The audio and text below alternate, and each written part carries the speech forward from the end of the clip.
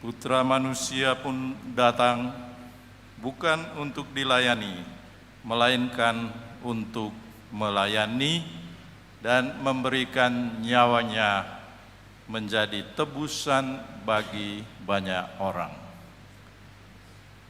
Umat sekalian, para pastor, para suster, para diakon dan calon-calon diakon beserta keluarganya, salam. Saya menerjemahkan apa yang dikatakan oleh Tuhan Yesus tadi dengan seruan ini. Imam dan diakon, layanilah umat Tuhan dalam kerendahan hati Yesus. Ini sebuah seruan yang juga merupakan perintah yang kiranya bermakna tepat pada saat kita bersama gereja, bersama umat merayakan Tabisan. Dari jawaban-jawaban para calon diakon dan juga diakon-diakon tadi, tatkala ditanyakan, dipanggil namanya, mereka menjawab dengan amat tegas, saya hadir. Ada yang lain, saya hadir, dan seterusnya. Artinya mereka sungguh berada di tempat ini dan dengan intensi yang mendalam mereka siap menjadi pelayan Tuhan. Berulang kali nanti dalam ritus tabisan ini hal melayani umat disebutkan. Sehingga ya tidak bisa tidak, sesungguhnya tugas utama seorang imam dan diakon senantiasa berkaitan dengan hal melayani.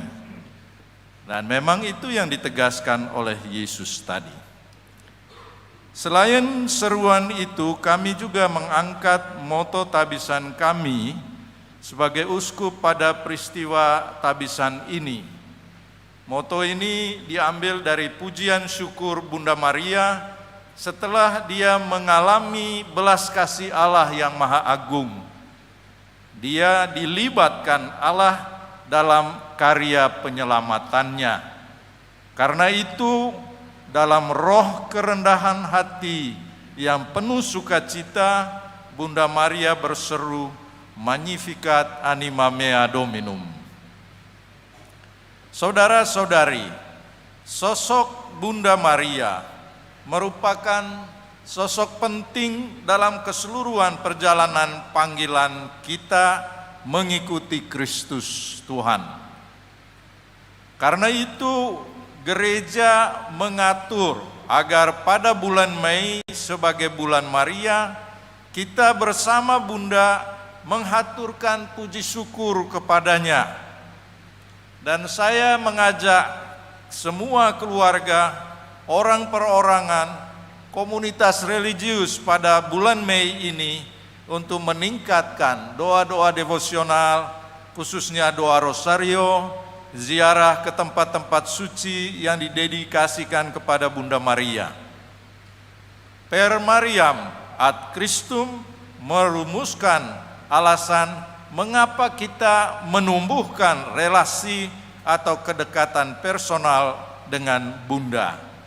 Karena kita amat yakin bahwa bersama Bunda Maria, dalam semangat Bunda Maria, pasti kita sampai pada persatuan dengan Yesus Kristus.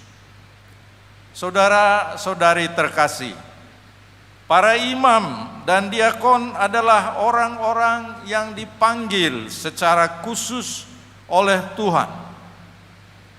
Bukan karena keistimewaan-keistimewaan terutama pada dirinya, tetapi karena rahmat Tuhan yang disampaikan kepadanya dan dia menanggapinya.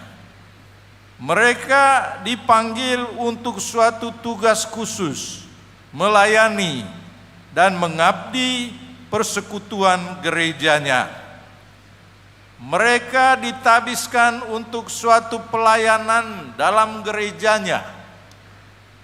Tugas pengabdian dan pelayanan itu menciri khususkan imamat mereka.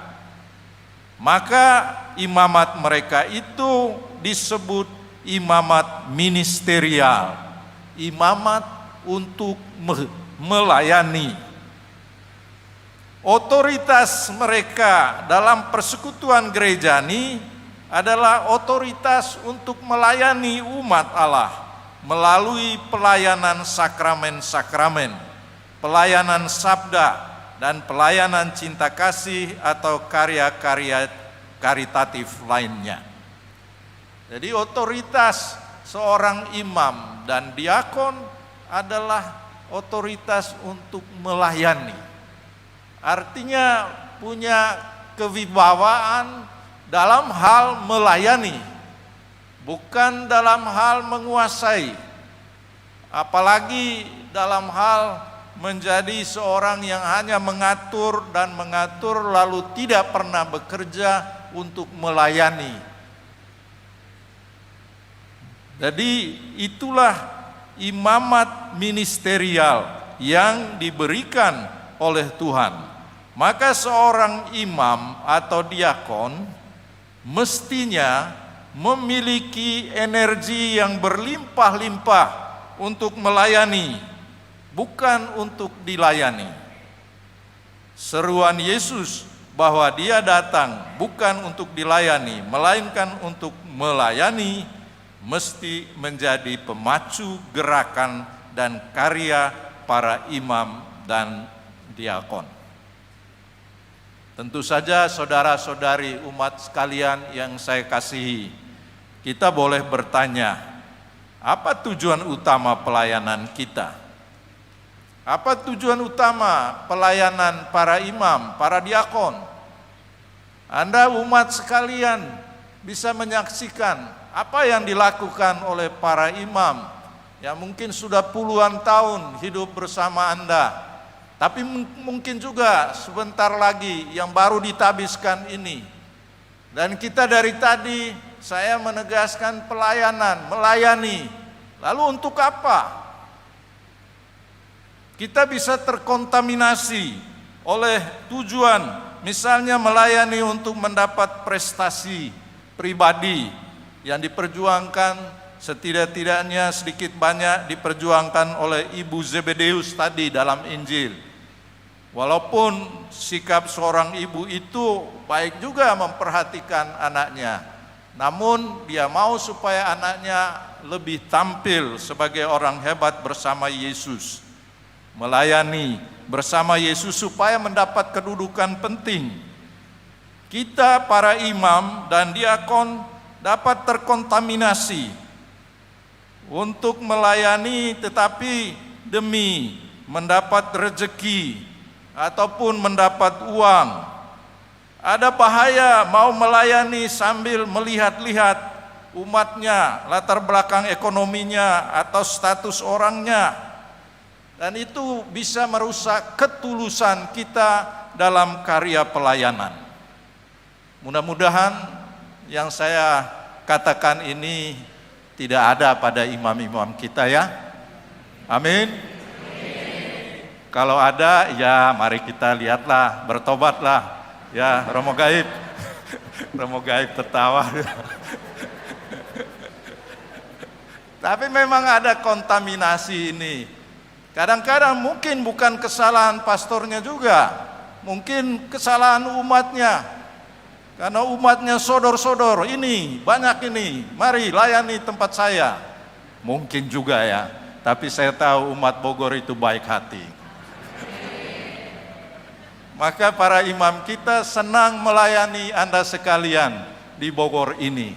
Dan saya sebagai uskup juga saya senang menjadi uskup kalian, karena kalian orang-orang baik. Walaupun saya menyadari ataupun kami para imam diakon menyadari bahwa dalam karya pelayanan kami bisa saja terkontaminasi oleh hal-hal seperti ini. Maka kini saudara-saudari, pada kesempatan istimewa untuk kita semua di keuskupan ini, saat saudara-saudara kita menegaskan kembali pilihan hidupnya, mau menjadi pelayan Tuhan, pelayan umatnya, dengan ketulusan kita boleh juga melihat apa yang sudah kita lakukan. Untuk apa kita melayani? Tujuannya apa? Jangan pernah pelayanan administrasi atau sakramen kita dirusak oleh ketentuan-ketentuan tarif-tarif yang kadang-kadang muncul itu. Seperti tadi saya katakan, ya saya jarang mendengar hal itu. Walaupun 1-2 kadang-kadang muncul seperti ini. Ya inilah fakta kita kan. Dan kadang-kadang baiklah kita pada kesempatan ini kita mau mengikuti Kristus yang mengorbankan seluruh hidupnya bagi umatnya, bagi yang dikasihinya. Dan para imam, para diakon yang ditabiskan ini memang mau mengikuti Kristus itu, mengikuti cara hidupnya, lebih-lebih dalam konteks hari ini tekanannya pada hal melayani. Maka pertanyaan tadi ialah tujuan utama dan pertama dari pelayanan kita adalah menghantar umat agar semakin bersatu dengan Tuhan dan menghantar umat yang kita gembalakan semakin teguh dalam iman akan Yesus Kristus serta setia mencintai gerejanya, setia mencintai parokinya. Orangnya tidak lari dari sana karena melihat ada imam ini, lebih baik saya pergi merayakan iman saya di tempat lain. Mudah-mudahan itu tidak ada. Kalaupun ada, bertobatlah kita. Ya karena kami juga punya kelemahan, punya kekurangan. Dan saya kira kita perlu menyadari sungguh-sungguh agar hidup kita bermakna. Dan panggilan menjadi imam itu membuat umat merasa gembira, merasa dilayani, merasa akhirnya inilah rumah kami, gereja kami, paroki kami ini. Kami tidak mencari yang lain. Dan akhirnya inilah Tuhan yang kami imani, mungkin sejak kami kecil, lalu dibimbing oleh para pastor pendahulu kami dulu. Dan sekarang juga ada para pastor yang menjawab panggilan Tuhan. Dan mereka mau menghantar kami untuk bersatu dengan Tuhan. Kalaupun kami melakukan hal yang kurang baik, maka dari tempat ini saya mohon maaf kepada umat sekalian. Karena ya seperti tadi saya katakan, mungkin dengan tindakan saya, kata-kata saya, orang akhirnya lari dari gereja. Tidak percaya lagi kepada Tuhan. Itu dosa menurut saya, dosa yang paling besar yang dibuat oleh seorang imam atau seorang uskup. Karena orang akhirnya tidak percaya lagi kepada Kristus. Tidak mencintai lagi gerejanya, parokinya. Nah, para imam, diakon, tentu ini tugas kita yang mulia. Dan saya yakin kita bisa melakukan ini ketika kita sungguh-sungguh terbuka pada rahmat Allah.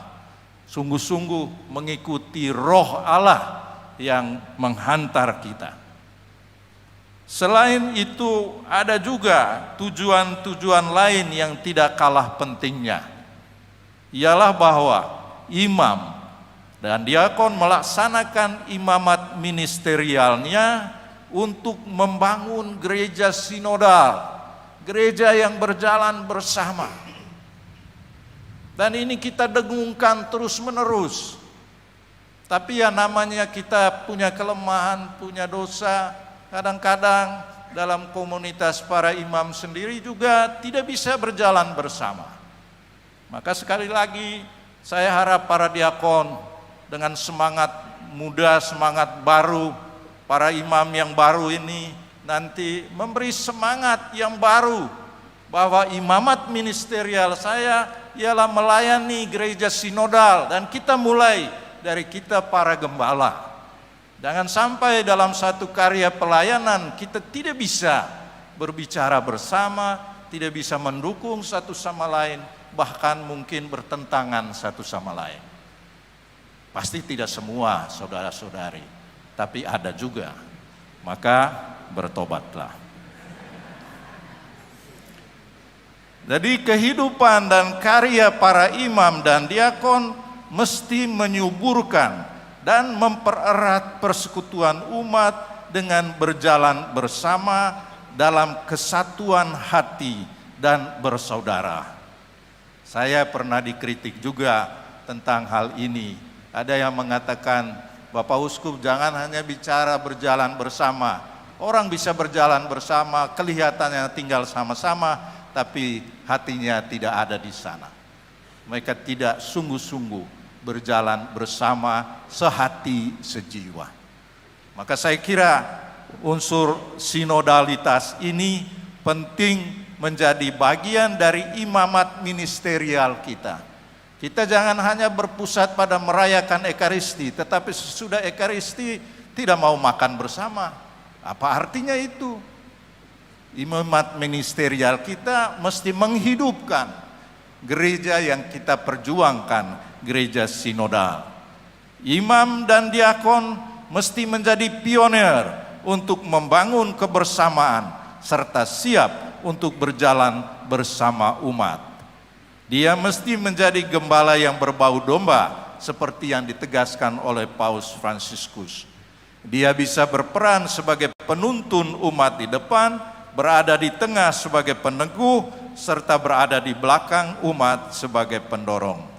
Maka dari itu, para imam dan diakon, kami berjuang bersama Anda sekalian. Kita berjuang bersama. Kita berusaha mengeliminir kecenderungan untuk hidup menyendiri, atau memperhatikan kepentingan sendiri, atau juga bersikap sombong. Buanglah itu. Jadi jangan kita memeliharanya dalam sikap-sikap kita, karena hal-hal itu tidak membuat kita membangun gereja sinodal yang kita cita-citakan bersama. Imam melaksanakan imamat ministerialnya untuk menguduskan umat domba penggembalaannya melalui pelayanan firman Tuhan serta perayaan sakramen-sakramen. Dan saya harap bahwa kita sungguh melihat, sungguhkah paroki kita atau tempat kita berkarya setelah diutus oleh Bapak Uskup ataupun pemimpin tarekatnya, di mana kita bekerja, hadir di sana, sungguh terjadi pelayanan firman Tuhan, sungguh hidup bersama umat di sana melalui kehidupan perayaan-perayaan sakramen-sakramen. Disitulah kita bisa melihat betapa karya pelayanan imamat ministerial itu berpengaruh positif bagi umat kita. Pelayanan firman mesti kita sampaikan, dan pelayanan ini sekali lagi menumbuhkan dan mengembangkan umat yang menghidupi sakramen-sakramen, ibadat-ibadat, doa, serta devosi-devosi lainnya. Dalam menunjang pelaksanaan tugas menguduskan ini, kita para imam dan diakon harus terus merancang hidup rohani kita secara bertanggung jawab. Ada acara harian hidup rohani kita masing-masing.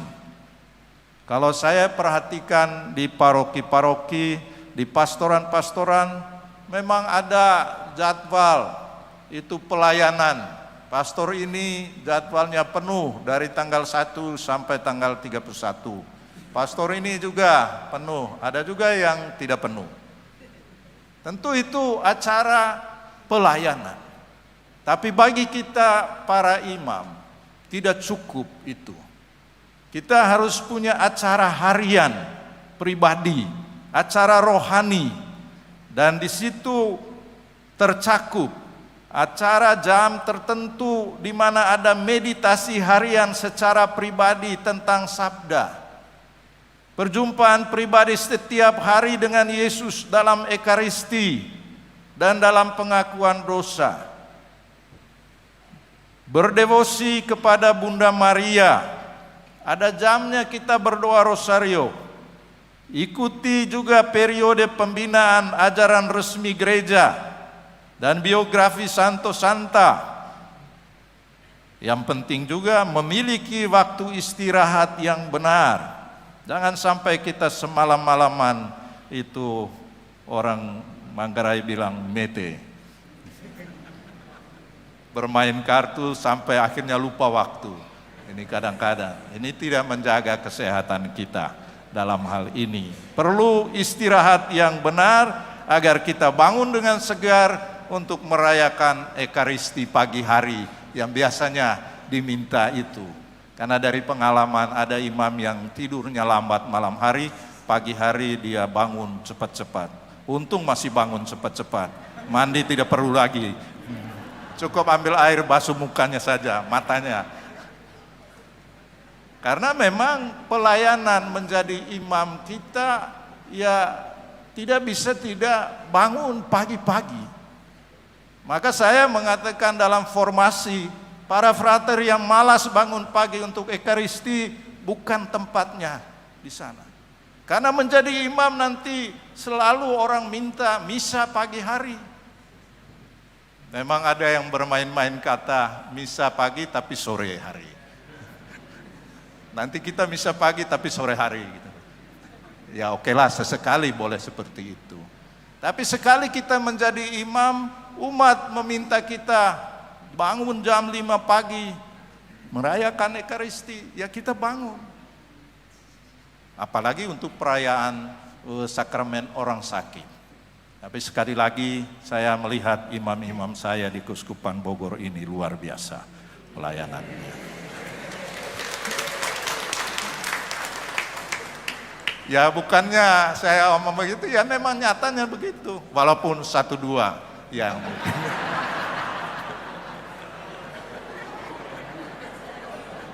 Bukan terus-terusan juga, mungkin karena sakit waktu itu. Gitu.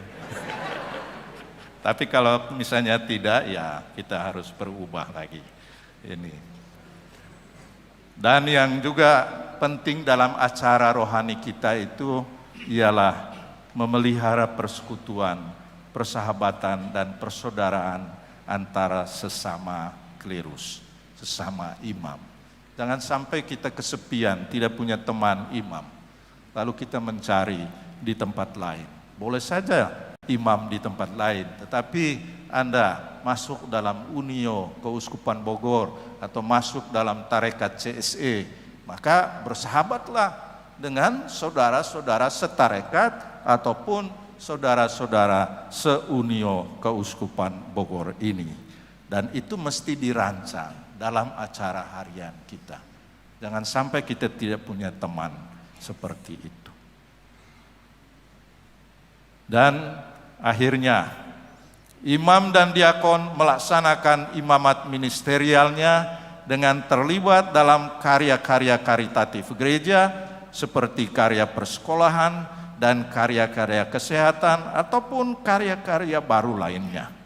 Dalam arti ini, seorang imam atau diakon mesti memiliki keterbukaan, pikiran, wawasan untuk menjelajahi atau mengeksplorasi bentuk-bentuk karya nyata dalam menghidupkan persekutuan umat. Jangan kita hanya berpatokan, oh saya menjadi pastor paroki saja. Masih ada karya keuskupan kita yang memang menjadi ladang di mana imamat ministerial itu dipraktekkan. Maka tekad untuk learning by experiences mesti dihidupi oleh setiap imam atau diakon. Maka dari itu sedapat mungkin setiap hari ada waktu untuk mendalami buku-buku atau tulisan tentang filsafat atau teologi dan hukum gereja agar memperdalam sentire cum ecclesia kita. Sebab kita adalah orangnya gereja. Maka agar kita dapat membela gereja dan ajarannya, maka kita membaharui juga apa yang menjadi ajaran gereja itu. Dan sarana mendasar dalam hal ini ialah tentu saja ajaran-ajaran gereja, katekismus gereja Katolik dan kompendiumnya. Hal penting khususnya dalam pembinaan intelektual adalah pendalaman tema-tema dan isu-isu yang lebih relevan dalam bahasan budaya dan praksis sosial seperti tema-tema etika sosial, bioetika, isu-isu lingkungan hidup, dan lain-lainnya. Juga tentu saja pengetahuan dan penggunaan alat-alat komunikasi sosial secara bijak. Imam dan diakon melaksanakan imamat ministerialnya dengan terlibat dalam karya misi keuskupan dan gereja Indonesia. Maka para imam dan diakon harus berjiwa misioner, siap diutus untuk sebuah pelayanan gereja kemana saja keuskupannya mengutus. Komitmen menjadi misionaris adalah komitmen yang melekat pada gereja keuskupan kita sejak sinode pertama ditegaskan. Maka setiap imam di keuskupan ini siap diutus untuk menjalani misi sesuai kebijakan keuskupan. Dalam konteks ini, hemat saya, mari kita memelihara kesehatan badan kita. Hindarilah kita dari bahaya obesitas.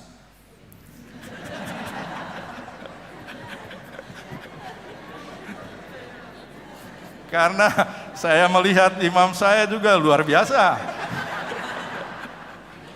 Apakah karena ini makanannya enak-enak, atau bisa juga mungkin kami kurang laku tapa, puasa dan pantang.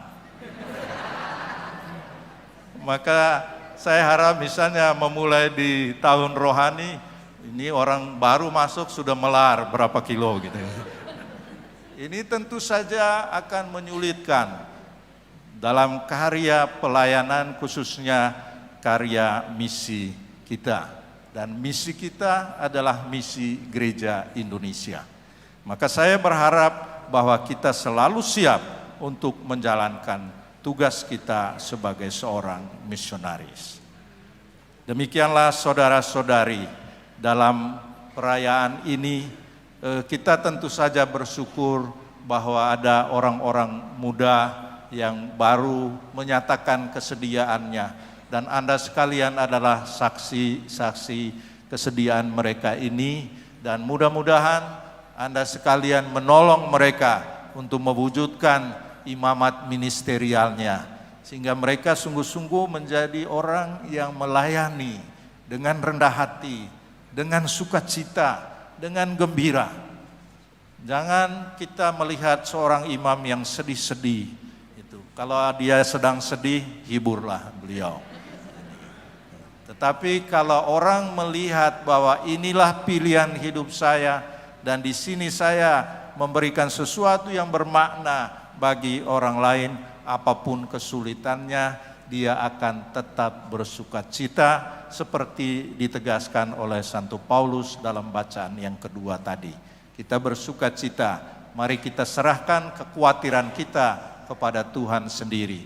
Tuhan pasti akan menolong kita selalu. Tuhan memberkati.